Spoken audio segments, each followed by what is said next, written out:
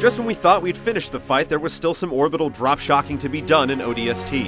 And then we were told one last mission was within reach before Bungie would spread its love across multiple platforms.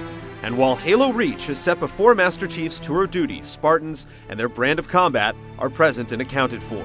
Can this return to super soldierdom thrive without the man in green armor? Not gonna lie to you, Lieutenant. You're stepping into some shoes the rest of the squad would rather leave unfilled.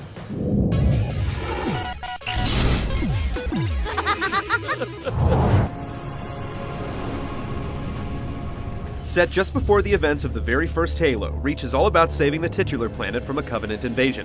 As one of the last strongholds of humanity and the military base of the UNSC, the planet is integral to the survival of the species.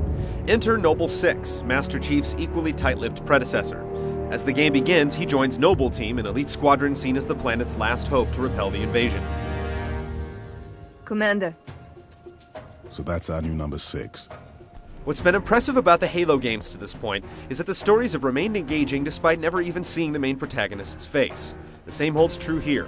Noble Six is a mysterious figure, and it's hard to glean what lies behind the visor. This time around, your fellow Spartans are humanized. Not shy about removing their helmets, you get a great look inside what drives each one of them. Keep still, and I'll release you. Self-sacrifice for a greater good is a big part of the story, along with the sense of dread knowing that no matter what you do, Reach is going to fall. It's almost like watching a great documentary about a horrible event. You already know how it's going to end, but the unexpected twists and turns on the way there give you glimmers of hope, only for them to eventually be dashed. There's definitely some smart fan service to be had as the story lurches towards the Chief's debut. No, somebody tell me this ain't happening. UNSC frigate Grafton, do you copy?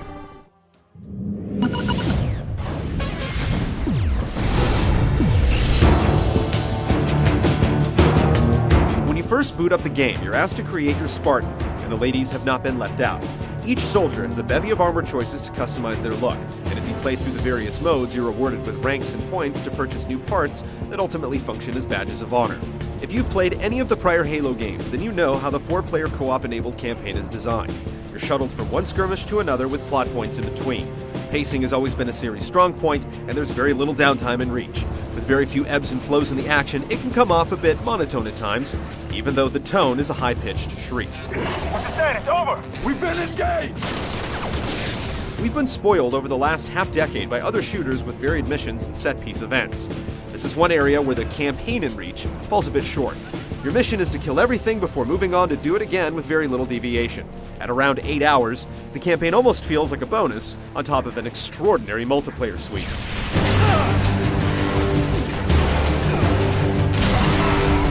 If you thirst for the thrill of human competition, Reach will satiate. Built on Halo 3's already staggering list of options, you could conceivably spend the rest of your natural game-playing life fiddling around with it. The list of match options borders on overkill. Just about any conceivable combination of flags, vehicles, weapons, generators, teams, and terrain has already been cooked up by the chefs at Bungie. New modes that stand out include Stockpile, where you have to go out and collect flags and then return them to a zone where they have to be defended to score, and Generator Defense, where teams are split into Spartans and Elites before taking turns attacking and defending.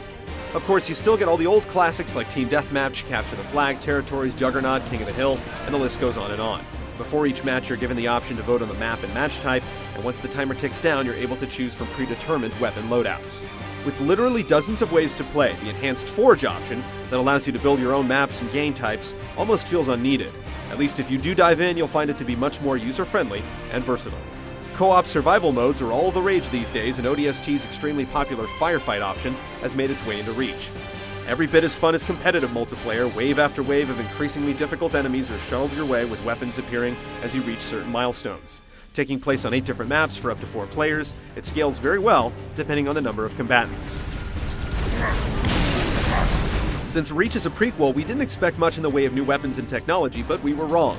While Bungie's take on the Hammer of Dawn doesn't exactly make sense within the context of the series, we're more than happy to use it. New enemies are scarce, but there are a lot more vehicles to pilot. We could literally talk about the design of Halo Reach for an hour. The disc is absolutely bursting with content to explore. 9 stock maps for multiplayer is a little low, but the plethora of match variants provides a fresh perspective on each one. If you look for a lot of value in your video game purchases, you can't do much better than this.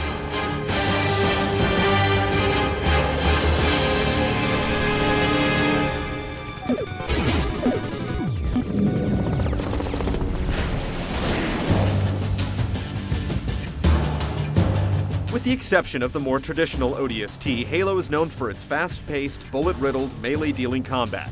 If you've grown used to a burst of gunfire taking down an enemy, the full clip and then some it takes to drop the Covenant will be jarring at first.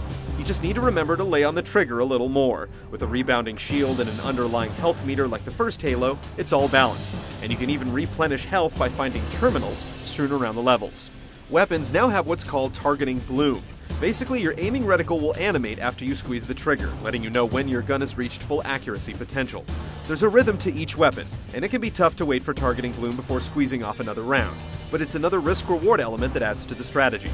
There's several new additions to the arsenal, but what most will be happy to hear is that the Magnum pistol has been restored to its former glory. Meanwhile, the new weapons are hit or miss. We love the new needle rifle and the Hammer of Dawn-like target locator, while the focus rifle that shoots a devastating laser and the plasma launcher that dispels up to 4 homing grenades are too powerful in multiplayer situations. Dual wielding has been removed, but it's not missed as much as you'd think.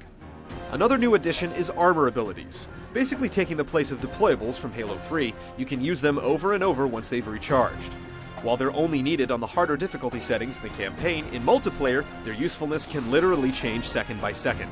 The sprint is the most obvious and generally useful, but using the hologram to throw off snipers, the jetpack to reach weapons, active camo to sneak up on the enemy, and the elite-only dive roll in a variety of situations undoubtedly adds depth to the experience. The only ability we're not fond of is Armor Lock, because it creates awkward situations where you stand there waiting for the shield to die to finish an enemy off. Lost the lead. While spending credits to update your armor builds some incentive, it's purely cosmetic. Melee attacks have been a valuable tool in the Halo arsenal for years, but in Reach, they're weaker than ever. Landing a melee attack only removes an enemy's shield and does not touch their overall health, making it more difficult to get kills. You can also hold the melee button when approaching an enemy from behind for assassinations, but they take so long to complete that we actually prefer just using the butt of the gun.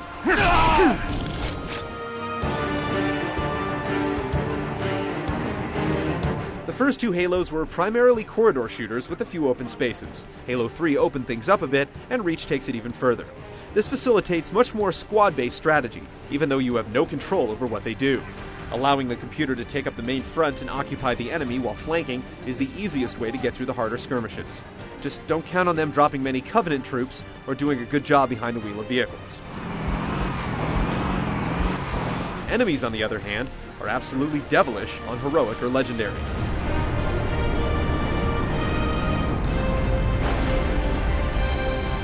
For all the pre-release hype built around it, space battles are an extremely small part of the game. Lacking significant challenge, they're not bad, but they're not exactly needed either. Despite all the changes, Reach still plays like a Halo game. It's frantic and each confrontation is completely unpredictable. You'll eventually grow tired of seeing one dropship after another in the campaign, and some new weapons are overpowered, but otherwise, this is the yin to Call of Duty's yang.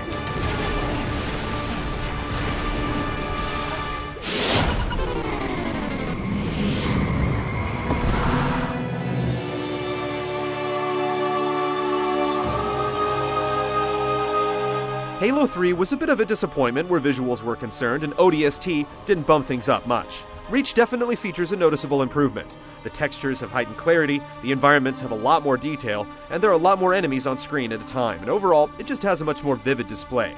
None of this comes at the sacrifice of fluidity or enemy AI.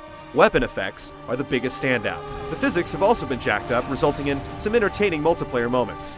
That said, the game still falls a cut below the upper echelon of visual masterpieces. Some areas still come off as a bit barren, and enemy animation appears a bit robotic at times.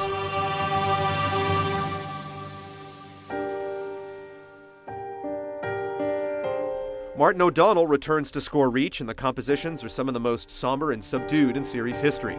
The music curtsies up next to the inevitable demise of the planet quite well, and manages to impart a sense of impending doom across the entire game. It's great stuff. The voice acting is solid and the script toes the line, and the Covenant no longer speak English, making them feel all the more alien.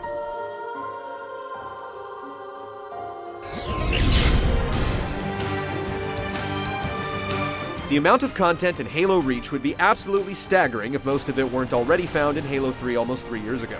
Even so, few other games come close to its value and overall functionality. The gameplay tweaks are many, and most hit the mark without sacrificing that Halo feeling. Now, 4 games into the series, there's no denying that the campaign is starting to lose some of its moxie, yet there's just enough revelation here for fans to cling to. But let's be honest, you're going to decide to buy based on its multiplayer component, and this is where it delivers in spades. Master Chief may be retired, but calling this a Halo game is no reach.